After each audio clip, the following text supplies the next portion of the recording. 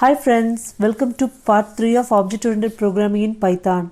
In this lesson, we will learn about inheritance, the different types of inheritance in Python. In Object-Oriented Programming, inheritance is a concept where one class inherits the properties and methods of another class. The class whose properties and functions are used by other classes is called as the parent class. The parent class can also be called as the base class or the superclass. The class which inherits the properties and methods from the parent class is known as the child class. The child class can also be called as subclass or the derived class. There are various types of inheritance such as simple, multiple, multi-level, hierarchical, and hybrid inheritance.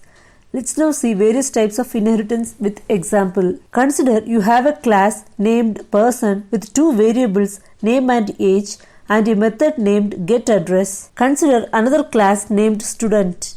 If we inherit the person class to the student class, we will get the properties and methods of the person class to the student class. In addition, we can add additional attributes and methods to the student class. Here, roll number is an additional attribute and getMarks is an additional function that is specific to the child class student. This type of inheritance where you can have a single parent and a single child is known as single inheritance. Consider that you have one more class named department with its own set of variables, department name and subject code along with a function named getStaffName. If the student class inherits the department class as well, then the properties and functions of the department class will be usable in the student class. This type of inheritance is known as multiple inheritance, where the child class inherits properties and methods from multiple parent classes. We also have multi-level inheritance, where there are multiple levels of classes inherited in sequential level. In the given example, the class bus inherits from the class transport vehicle, which in turn inherits from the class vehicle. Hierarchical inheritance is a concept where a parent can have more than one subclass. In the example given here, the class vehicle has two child classes, transport and heavy duty vehicles, so this becomes an example for hierarchical inheritance. Let's now look into hybrid inheritance. A hybrid inheritance is nothing but a combination of two or more inheritance types. In the example given here, the classes highlighted in red are in hierarchical inheritance, whereas the class names highlighted in blue follows multi-level inheritance. Since we have a combination of both the hierarchical and multi-level inheritance here, we can call this type of inheritance as the hybrid inheritance.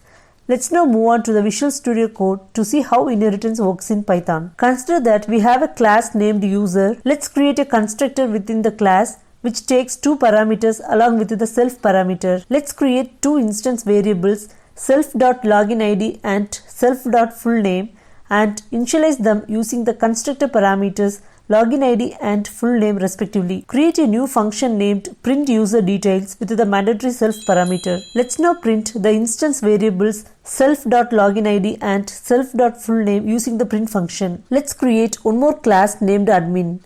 The admin class should inherit the properties and functions of the user class. For the admin class, to inherit user class property and methods, we have to add the user class as a parameter to the admin class as highlighted here. As a result, the admin class becomes a child class and the user class becomes the parent class. Now the properties and methods available in the user class can be accessed directly from an object created using the admin class. Add a pass statement to the admin class definition as we are not adding any additional properties or functions within the admin class right now. Create an object named A for the admin class and pass the parameters for the login ID and full name. Now that in the admin class we do not have parameter variables to contain the login ID and full name. However, since we do not have a constructor in the child admin class, the parent user class's constructor will be used to initialize the instance variables that we pass to the class creation parameters. Let's now try to call the printUserDetails function of the parent user class using the object of the child class as displayed in the statement as highlighted, and run the program. As you can see, the program is executed successfully and the parent class function is accessed using the child class object. This type of inheritance used here is known as single inheritance.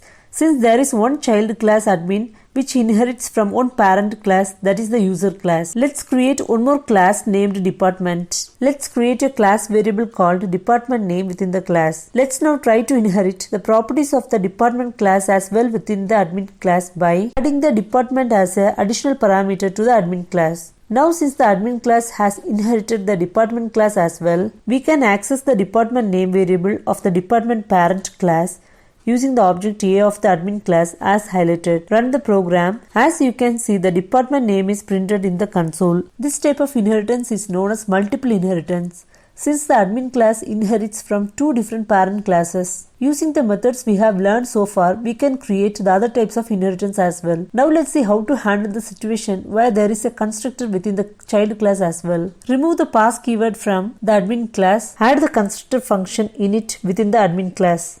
This process is known as constructor overriding because the child class constructor will be taken into account rather than the parent class constructor when you create an object for the child class. Make sure that you add the same parameters that you have in the constructor of the parent class. Since the corresponding instance variables in the parent class needs initialization, after adding the parameters of the admin class, you can add the parameters specific to the child or the admin class. Here we have added an additional parameter named hasConfigAccess, which is available only for the child class. Now initialize the instance variables corresponding to the parent class as well as the child class. Now since the child admin class has its own constructor, we cannot use the constructor of the parent to create an object. We have to use the constructor of the admin itself, otherwise you will encounter an error. As you can see, the admin class constructor has 3 parameters apart from self. But in the object creation for the admin class, we have passed only 2 values for the parameters. Let's pass one more value, true, to the parameter as highlighted, and the object now becomes a valid object. Let's now print the content of the instance variable hasConfigAccess as well from the object as highlighted. On running the program, we will be able to see the program executed successfully even though they had 2 different constructors. What happened here was that when we created an object for the admin class, the parameters were passed to the constructor parameters. Here the constructor parameter values were used to initialize the corresponding instance variables as given here. When we call the printUserDetails function, the call will be passed to the printUserDetails function of the parent class, which will make use of the initialization we have performed with the child class constructor to print the values of the instance variables login ID and full name. Similarly, the values for department name and hasConfigAccess were also printed as expected. So far we have seen the different types of inheritance and how to use the inheritance. Also we have learned how to handle the program if both the parent and the child class have their own constructors. That ends this lesson on inheritance. Thanks for watching our video. Stay tuned and please like, subscribe to our channel. Thank you.